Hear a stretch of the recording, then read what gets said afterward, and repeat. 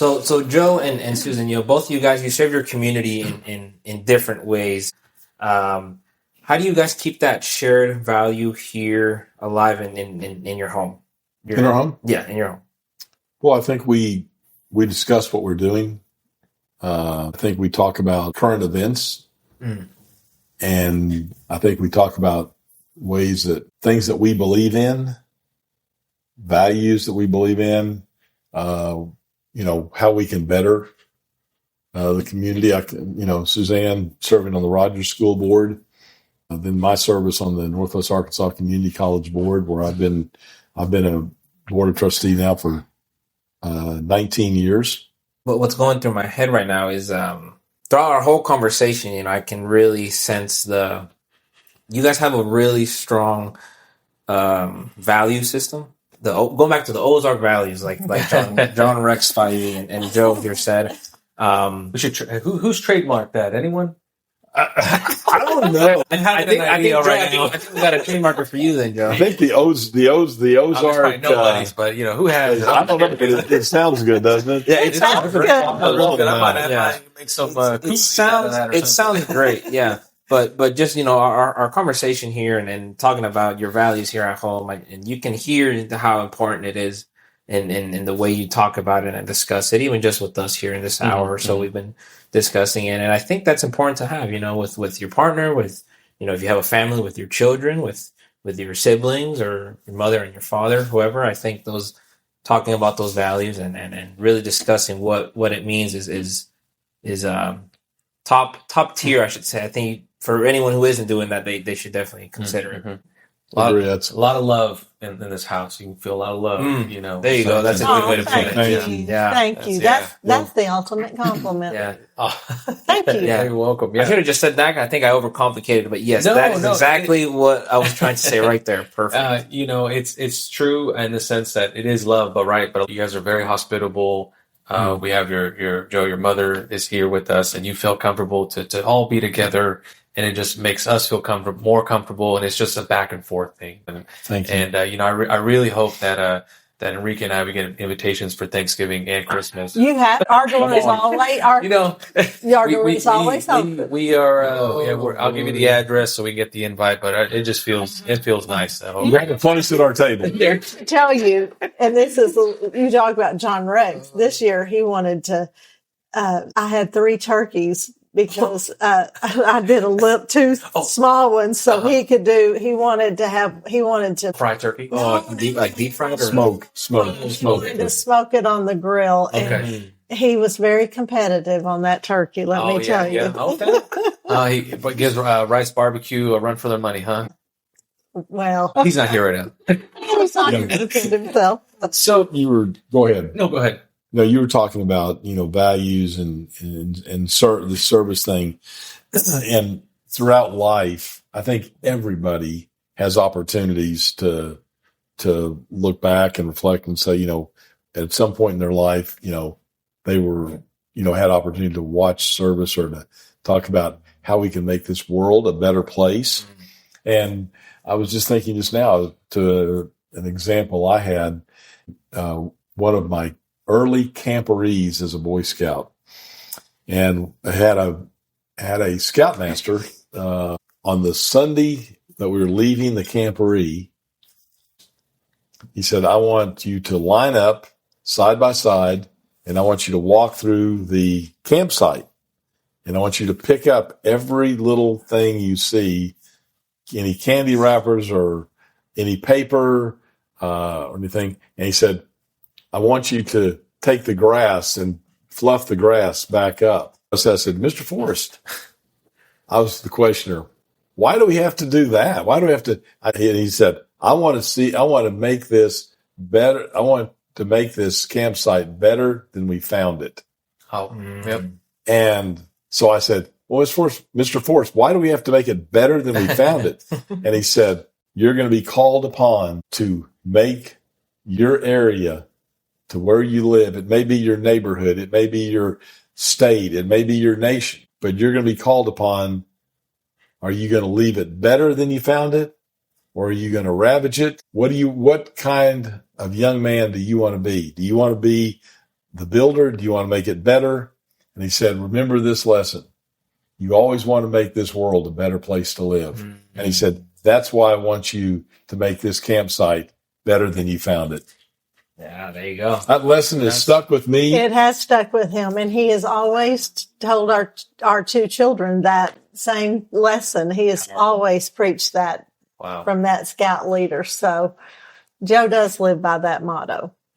I mean, why wouldn't you want to keep your community clean and keep your community somewhere they all can enjoy? I mean, why wouldn't you want to do that, right? That's right. Why wouldn't you want to make it better? Right. And so I think keeping that in mind with whatever you do every day. Not only that, but making people better. Yeah. Yeah. Lifting people. I always say, I have a saying, I say, lift people up. Lift people up. Don't tear people down, but at the same time, make those accountable. How long ago was that when you went on the, it was a camping trip? Is that what it was, right? It was a Boy Scout camporee. A camporee is when multiple troops from all over an area, like all of Northwest Arkansas, were together. And I can tell you, I was probably 12 years old. So, and 13. And you, how many children do you have again? If you remember? We have two. Okay, 2 children. John Rex does have a younger sister. Yeah, she's in New York. That's right. And we're very proud of her. We're equally proud of her. Yeah. Well, I guess the point of what I'm trying to say is, you can get good advice. It doesn't matter how early or late in life, as long as it has such a strong impact, you'll forever remember it and apply it to and he has always shared that with both of our children many times. And students and others and others. It's just it's great life lesson. Yeah, no, I agree. I think it's I like it a lot. I think it shows how tight and close you are with keeping the community alive and just making it better. I mean, because why not? I mean, why wouldn't you want your community to be something that your children, your grandchildren, your neighbor, your friend, your brother, mother can enjoy? I mean, why not? Why wouldn't you want to do that? I think that's very, very true. There's something that when I have family come visit over from California or just, friends and family, and the one thing they always say about it is how clean and how good or how nice the people are here in this community. And it's something I keep hearing all the time. And then as we meet guests for the podcast, they have such a similar take on this area. But kind of a question for both of you, and Suzanne, you can answer this first. What is one change you'd love to see in Rogers in the next 5 years? Oh, wow. And you want me to answer that first. Give him time to think. Wow, that I want to see in Rogers. Well, okay. Small or big? Okay. It's just... okay. I think we have grown we've just grown so quickly that I think our infrastructure to get from point A to point B is so hard right now. So I think we have growing pains there. So hopefully we can resolve those issues. And I think that we have said we're community minded in this community, and I just pray we stay that way. I think we all want to help each other. I think that was evident in the tornado. We all want to help each other, and I just hope we get stronger. In that area, maybe I should say. Great answer. I love it. Joe? Like Suzanne said, you have strengths, weaknesses, opportunities, threats. But I think we certainly we have to be cognizant of our growth, and we understand the growth. And because 38 to 40 people a day are moving in here, and how are we going to contain it? How are we? So I think better planning. I think roads are probably one of the overriding issues. I think the other thing I'd like to see is greater workforce development. I'd like to see more affordable housing in Northwest Arkansas. So I think affordable housing. I think roads. We have to do something about roads and greater access. I drove from Fayetteville today, coming back, and I went down the Dick Trammell highway, which is the old Wire Road way. Oh yeah. It was bumper to bumper traffic at 5 o'clock on that. And that was to alleviate some of the traffic. I think if we don't address the housing issue, that we're going to be really behind. That's huge. It is huge. And along with that, I think we also in Northwest Arkansas need to bring in better industry. And when I talk about industry, I talk about clean. At one time people talk about we got to have high tech industry.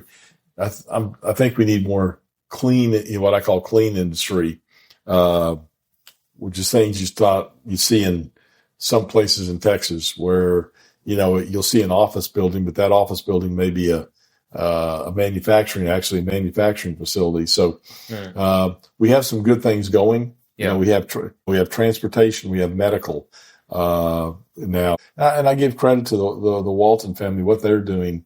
We have the amenities like the Alice Walton's College of Medicine. You have Crystal Bridges. You have all of these wonderful things going on. At the same time, people are coming in. We also have, as more people move in here, our Northwest Arkansas Food Bank is growing and growing.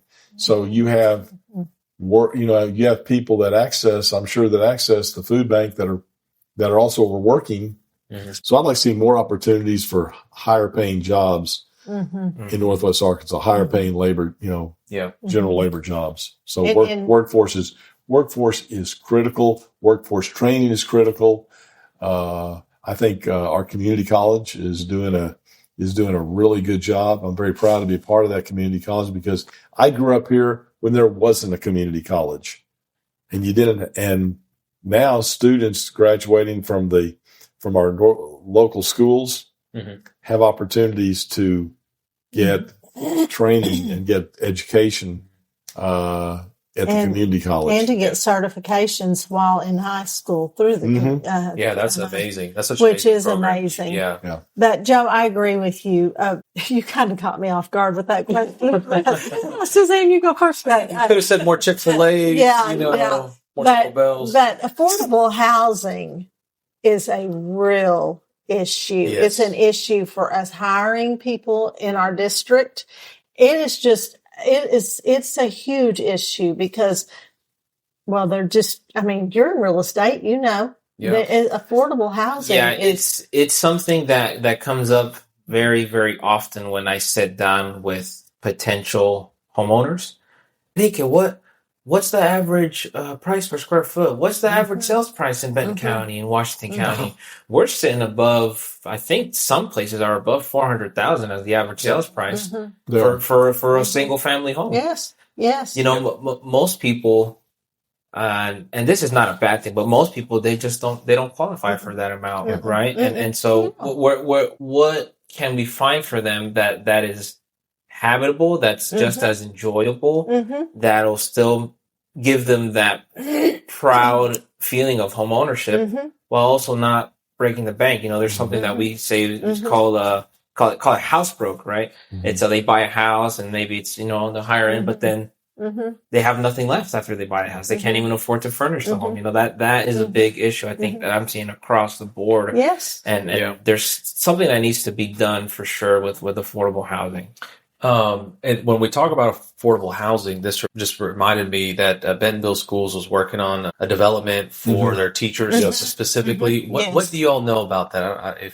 I don't know enough about it to really speak on the subject. I know it's an initiative that the Bentonville Schools are undertaking. But I can't speak to the specifics of it. But our district realizes that is a problem. And also daycare is another issue for these young working parents. Daycare is a huge issue. So I think that's another problem that we need to face. There's just, lots of. Well, it makes sense that should be something to look into, right? Because as we know, cost of living has gone up. So typically in a household, both parents are working, and both parents are having to work. It's not uncommon for not a parent to be around to take care of the child in need. And so I think looking at the bigger picture of our area, infrastructure, affordable housing, making sure that we can just make the cost of living not such a burden for most folks is definitely something that has to be looked at very, very harshly in our area. I think it'll be a big benefit if we start figuring ways to resolve some of these issues for our folks here. Another question for both of y'all. What legacy do you hope both of y'all would leave behind in this Northwest Arkansas area? I think in terms of legacy, I think it's, building upon the past. And I think we just continue on,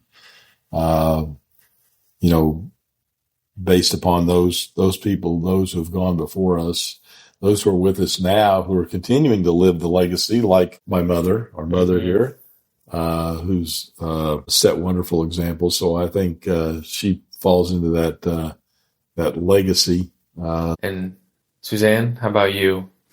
Well, I guess I agree with Joe. That's a hard thing to pinpoint. My parents were both high school graduates, but neither one of them had the opportunity to go to college.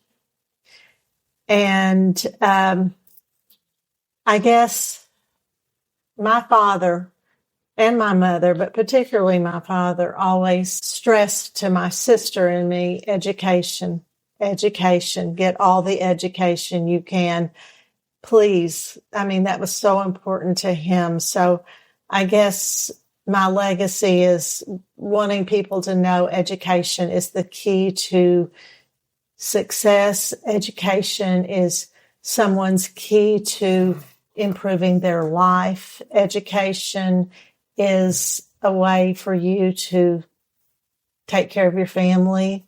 Education is important. So I guess my legacy that I would want people to remember me for is that I believed in education.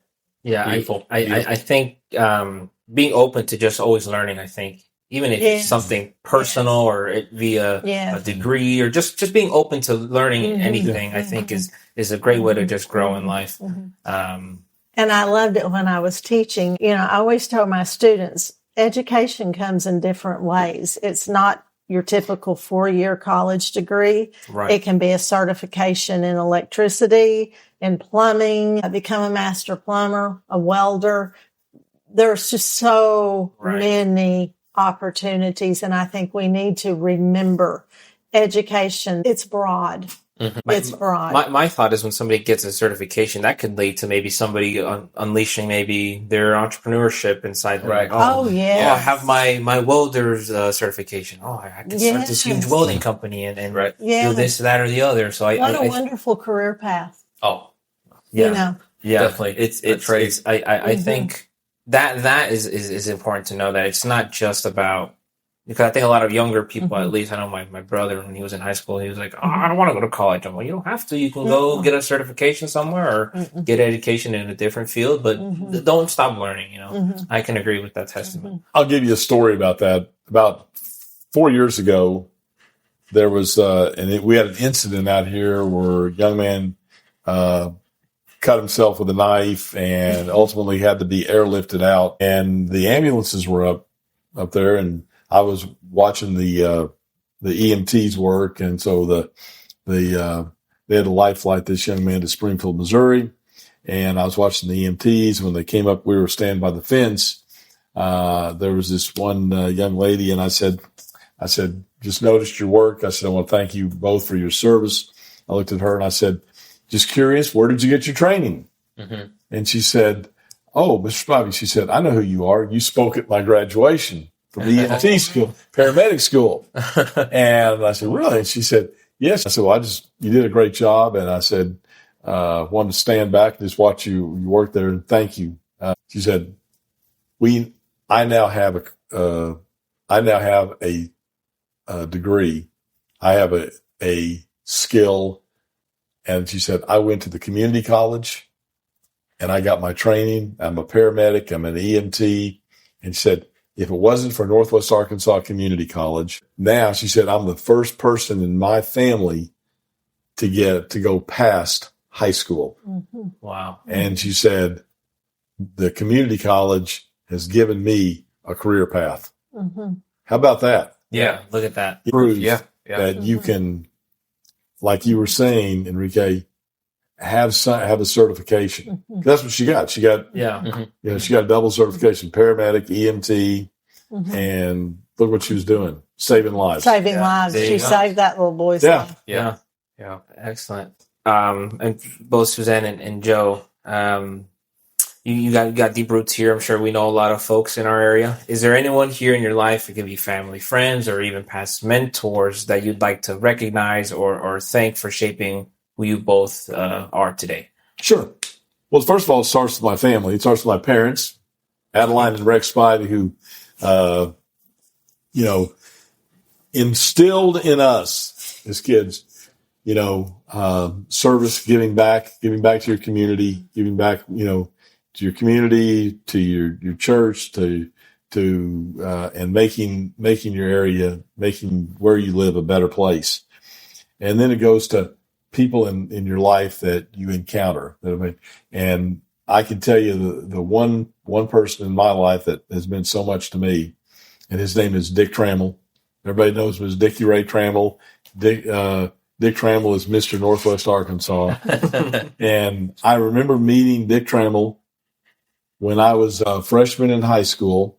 He had just moved here from Northeast Arkansas, and he was going in the Rotary Club, and my dad said, come here, I want you to meet this new man we have in our community. He's going to make a big difference in our community. That was 1975, and that was Dick Trammell. That was that gentleman right there. He is Mr. Northwest Arkansas, and he has been my mentor, and I've been very close to him since he first moved here. So if there's one person I would want to recognize, that it's him. I got to work with, and he recruited me to banking. I got to work with him in banking. He is one of the kindest, most positive men you'll ever know. So I'm going to call him out and say, there he is. There we go. Shout out to Dick. Shout out to Dickie Ray Trammell. There you go. Distinction. Well, yeah. I'm like Joe. I've had a lot of mentors, but probably Joe's very specific, and I've had so many I couldn't even begin to name them all. But I will say this: my parents taught me a tremendous work ethic, values, and just I had wonderful parents, and who instilled in me, you have a dream, you go for it. And then I will also say,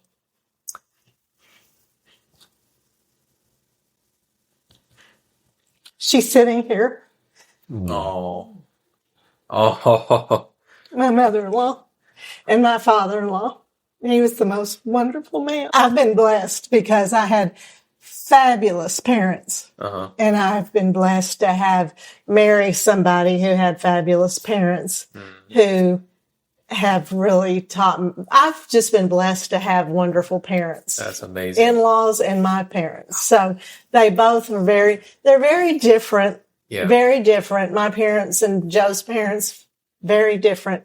But they both valued education.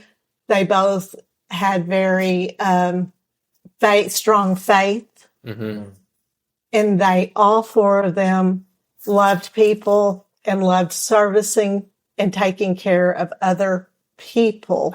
And that is the gift I had from both my parents and Joe's parents. And I was a very blessed girl because I had loving parents, and I married a man who had loving parents and who have loved me for 44 years. So I'm blessed with that. So with that being said, there are so many people in my life who've touched my heart, but my mom and my dad and Rex and Adeline Spivey have been just my mentors. Very touching. That's very beautiful. Yeah. Yeah. It's back to what Juan Carlos said, you can feel the love here in this home. Yeah. I mean, just when you talk about them and the connections you have, and very lovely to hear. Such a beautiful shout out to the family that you gave. We don't go through life alone. You know, you need people who will support you, back you. You know, as I always say, surround yourself around those who build you up, not tear you down, and yet still hold you accountable. And while I was thinking about others, I thought of some others. You know, and you were talking about you're motivated by, you know, some of the greatest people influencing your life are your teachers, your coaches. I know in my case, people I worked with, like Dick Trammell, but also I look back and I think back to the late Frank Broyles, who I worked under and who mentored me. What a great man. I think of the late Coach Harold Horton. Coach Horton will always be one of the shining examples of a great leader, a father, and someone who lifted people up, and somebody I would have run through walls for. Wow. So very close to him. I think of my junior high football coach, Jim Limburg, now passed, who believed in me when others did not. That's the story right there. Nobody believed in me. That. I was, and I got to tell his wife recently, his widow, and I ran into her at church in Little Rock, and I said, and I just happened to sat in front of her, and I turned around and she said, "Are you Joe Spivey?" And I said, "I am." And she said, I'm Mandy Limburg." And I said, "You'll never know the impact your husband had on me." And I said, "He believed in me when no one else did." And I said, "I was a skinny, insecure kid and scared of my own shadow." And I said, "He made me believe in myself." You know, so we have mentors all through life. Yeah. I have a mentor now that and not only Dick Trammell, but I think of Fred Johnson, who's a mentor to me. It's kind of a spiritual mentor to me. Somebody that I look up to. Lots older than me, but mentors can be young or old. Right. And so I always looked up to those people that have solid values of, they're and strong characters, care about others, and the way they live their personal life. Yeah. So we call it kind of giving the shout out, or recognition, however you want to call it. That's one of my favorite parts when we ask our guests, because for Enrique and I, having our guest on is such an honor to tell their story, but to have our guests give that moment to our guests to see if there was anyone in their lives that they want to give a shout out to, because obviously this is going to be online and air and everything like that. And it's just a moment to just say thank you, right? Because in reality, maybe they don't know, they never knew, or they haven't heard in a while, or whatever it might be, but it's just a moment really to just say thanks, right, from you guys to them. So that's always one of my favorite parts of the podcast. But we move on to Northwest Arkansas now, a little bit talking about the Northwest Arkansas area and some of our favorites. And this is a question for both y'all. And Joe, I'll start with you this time. If you have a friend or family visiting Northwest Arkansas for the first time, where's that one spot you're taking them to first? Western's Cafeteria. Western's Cafe in downtown Rogers. Oh, I love that place. That place is amazing. You went there? All right. Today, I was there just today. Wester's Grill? Wester's Grill. That's so funny. I love Wester's Grill. Wester's is a place where the community comes. Oh, I need to go. On Saturday mornings, on Sunday mornings, during the week, lunch, breakfast. John Rex said the same thing. Wester's, you've got to go to, you've got to go to Wester's. It's just, It's been around since it's not the same location. 50s, it's right? been 1950 something.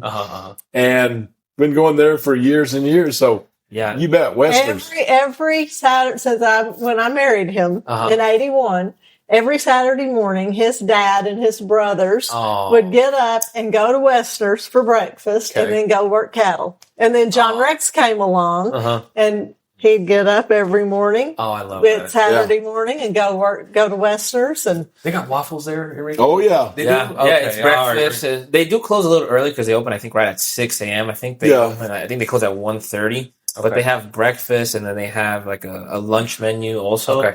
You have to go, man. Yeah, I'm going to tell them right so I can't believe you haven't been I've there. never been there. Okay, you gotta No. go. I'm hurt, man. I'm hurt. I'm just a customer, but I'm hurt.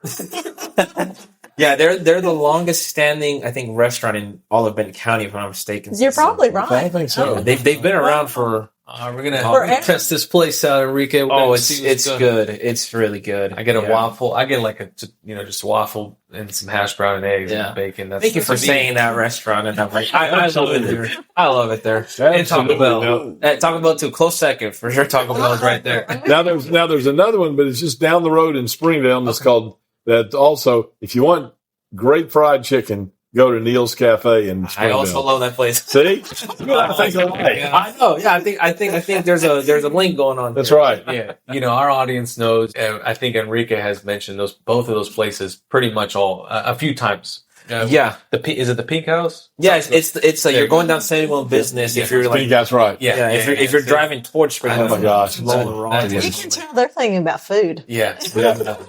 We like food. Yeah, food's good. So, Suzanne, how about you? You have a family or friend visiting Northwest Arkansas for the first time.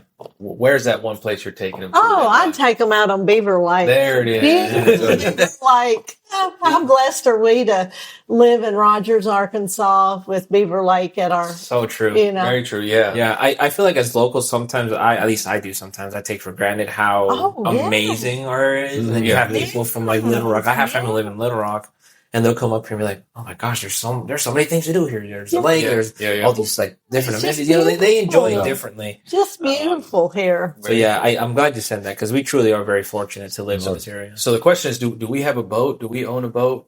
We do. Oh, We okay. do. Man, I'm We getting like, some we invites. like, growing up on the lake, we like boating activities, and we like spend time on the water, and I'm gonna text John. What are you doing Oh, this man. weekend? Oh, really?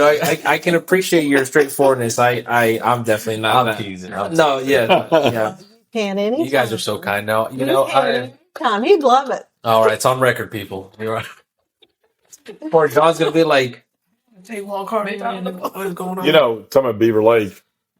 As a child, I watched Beaver Lake fill up, Yes. Wow. Yes. and When your dad took you, I think you were in first grade, and he said they're going to fill the lake today. well, when they started to build the dam, the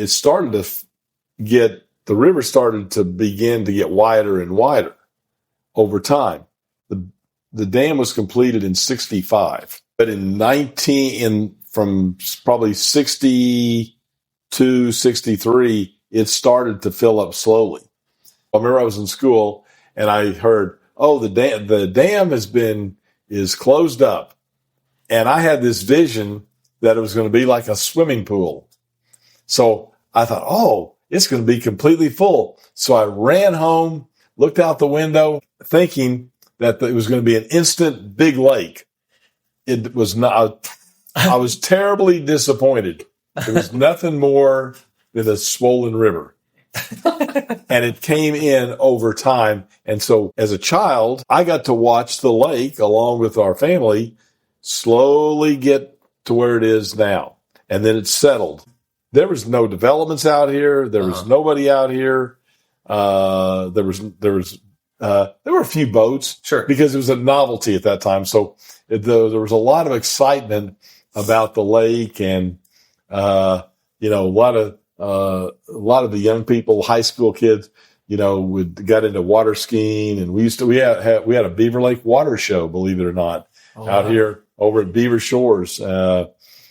That's a fascinating time to kind of be around, right? Seeing the lake fill up and slowly see it. It took several months and years for it to fill up.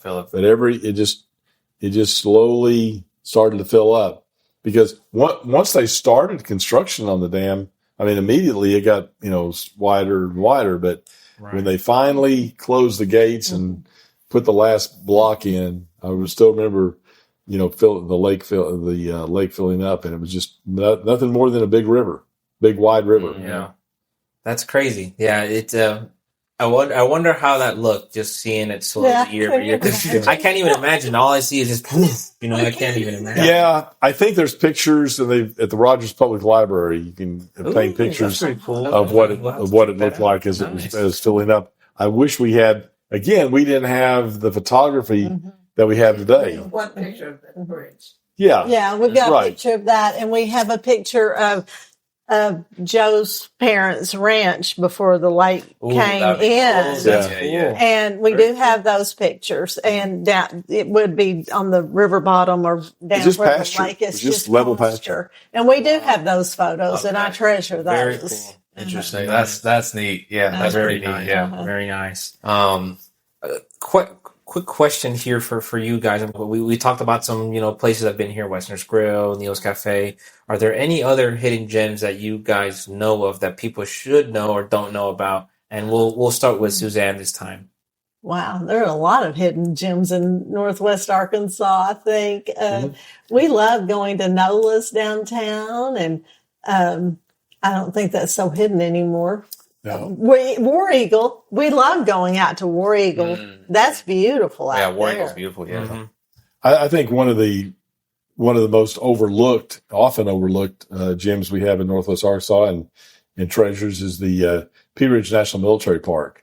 Yes. I went there as a kid. Yeah, with the largest battle fought west, the largest battle fought west of the Mississippi was fought in Pea Ridge.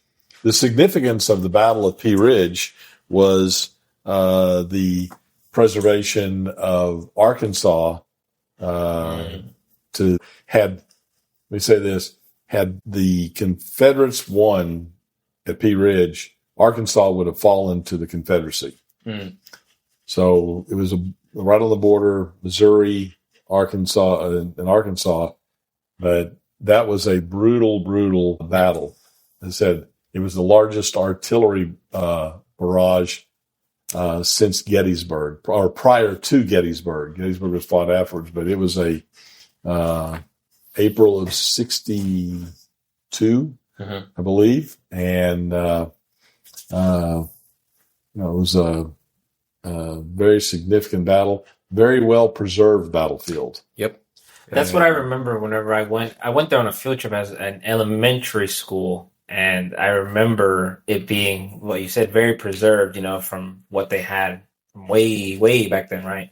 Yeah. A lot of people go out there and, ride bicycles, which is nice, tour, but they really need to go into the park and visit it and see the movie and see, because it was a significant battle. A lot of people don't realize this, but there were over 10,000 battles, fought in the Civil War. Of those 10,000 battles, over 700 were fought in the state of Arkansas, which is a relatively high number. Now, those may be just small little skirmishes, like 10 people across the creek, but there was Prairie Grove, there was 2 in Northwest Arkansas, which is state battlefield or state park.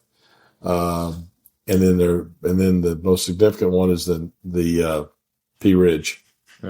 So I think that's a legacy that we should have. That we should always remember it and remember those who fought for the Union. Yeah, it's been a long time since I've been. I'll have to go and check it out. It's been a while, and I remember as a kid, at least I enjoyed the experience. But I mean, as a kid, you enjoy pretty much any field trip, right? So maybe I didn't understand the significance. But now that I'm school, So now that I'm a young adult, maybe I could appreciate it a little bit more. Or a movie day when they popped in the movie. Oh, true. The movie days. Yeah. When they would roll out the VHS and the big box of TV, you're gonna have a good day in class. Now they got smart TVs in all the classrooms. True. Very also, true. We also have the Hobbs State Park. True. That's a hidden gem. That's because of the natural area. That's one.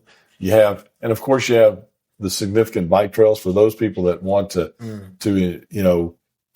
mountain bike, or you got the Razorback Greenway. Yep.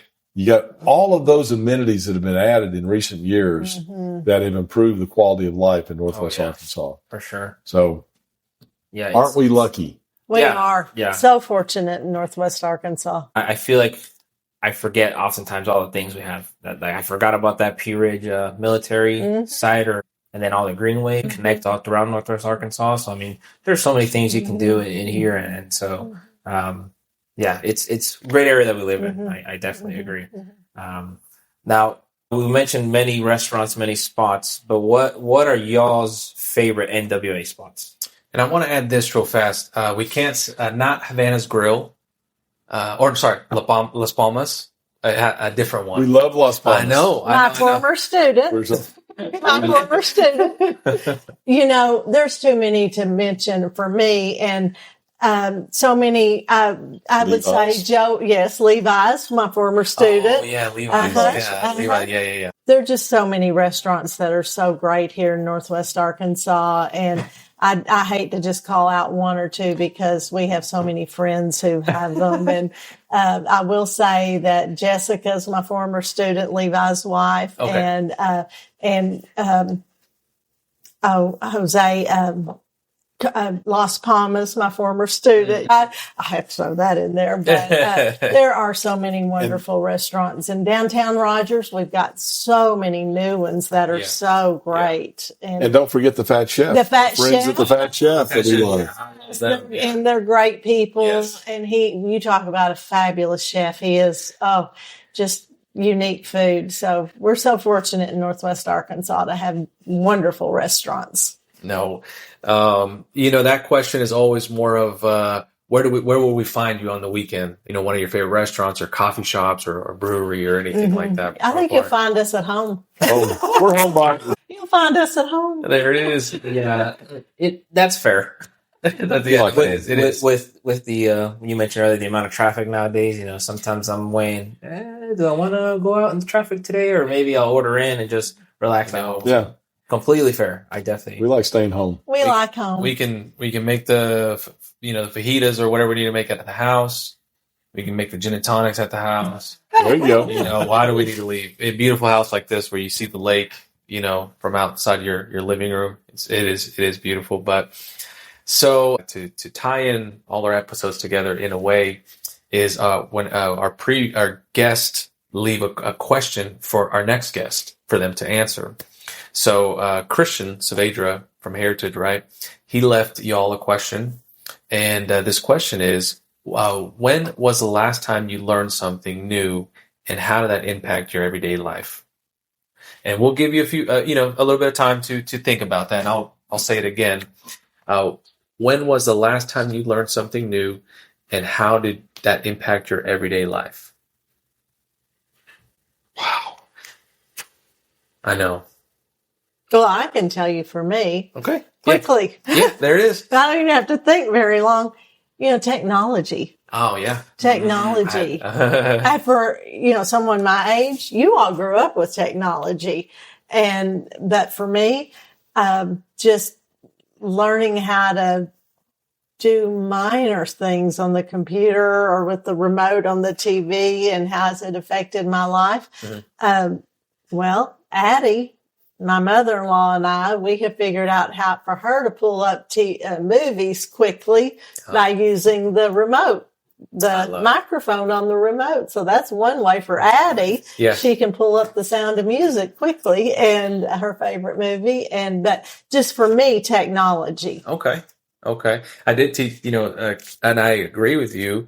Or I understand that. I taught my mom how to use GPS a couple months ago on Google. Yeah. And she's like, that was game changing. I was like, oh man, I told her if I can teach you one thing on your phone, that's like text messaging and using, all that. I was like, GPS. I can send you an address. You can Google this restaurant and just hit start. And that's all you need to do. And she was like, now she uses it pretty much every day, which is, which was nice. That is good. Yeah. Good to mine. Technology and AI. AI enhancement. For example, I was, as I told somebody who authored a book on on AI. I was kidding him. And I said he's our dean of our business school at the community college. And I said, Chris, your book's already out of date. AI is changing every week. And so we got to laugh out of that because it is. For sure. So I'm continuing to learn about technology. I love technology, like Suzanne. I have to stay in front of technology. Suzanne and I did not grow up in that world. We didn't grow up with computers and technology and AI or Excel spreadsheets. Mm-hmm.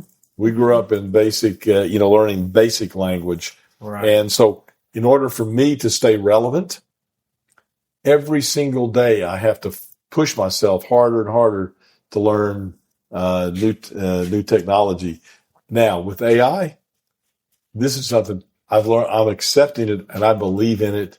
And I think it's going to be a tool that's going to, as long as it's used in the right way, right, that it's going to help. And it's going to help us it's going to help us in our daily lives. Oh, ChatGPT. Sure. I mean, I've heard of people putting together, for example, a loan package for a major loan, pulling out information that I need will save time, money, energy. And so for sure. So I'm a big believer in AI technology. Mm-hmm. Mm-hmm. It's crazy how quickly it's evolved from just even 2 or 3 years ago, or even last year. Even I mean, it's every day. I feel like there's an update, and it just changes it to something. It changes daily. It changes daily. It's just such a drastic form of technology that we have. But yeah, I'm glad you brought that up. So AI is great. Yeah. So now, Joe and Suzanne, you'll be leaving a question for our next guest. It can be as simple as you want or as complicated as you want. And who is? Do we know your name? No, we don't do not know. No, you don't know. It's just that's the connection. Okay. Yeah, just say. Yep. I'll let Joe ask the question. We'll take 2. Oh. Yeah, we'll take 2. Okay.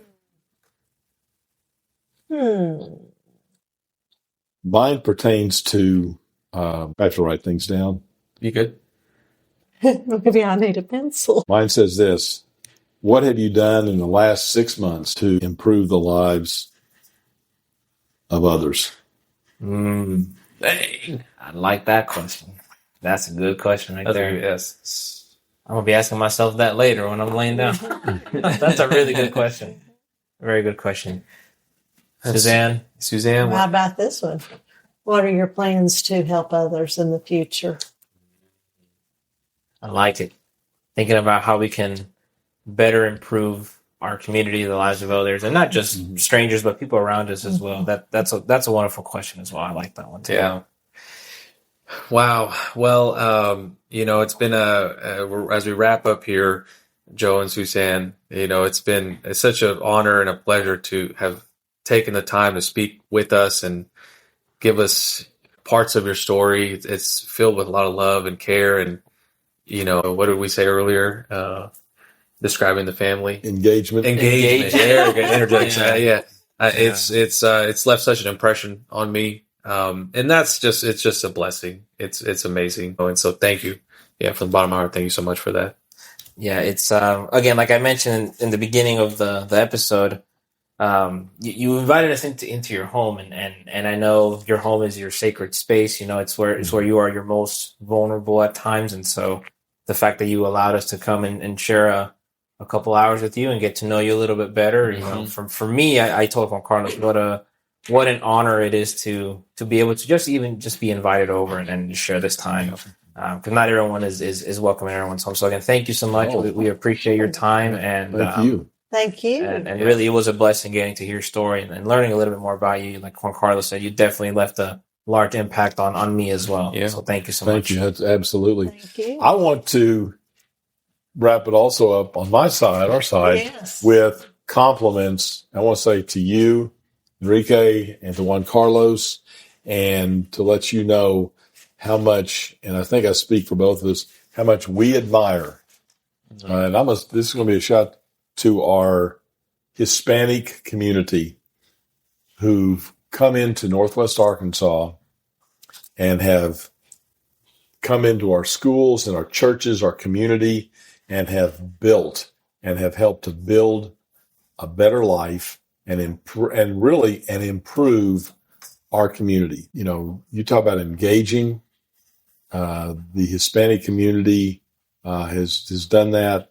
I've had the privilege of giving scholarships, and I've been on scholarship committees, and I'm always blown away by our students, and it's always their parents have been an influence in their lives to say, you know, you're here to better your life. You're here in this country, you know, much like as I said earlier when we first started, my family, my mother, whose father came here as an Armenian immigrant, and made something of himself, and was proud to be an American, and so and I admire the people, the Hispanic people in the community who've done that. So thank you. I want you to know that. And you both have been Bottom of our enjoyed hearts. having our home. Oh, yes. And you're always welcome back. Well, thank you so much. We appreciate the kind words.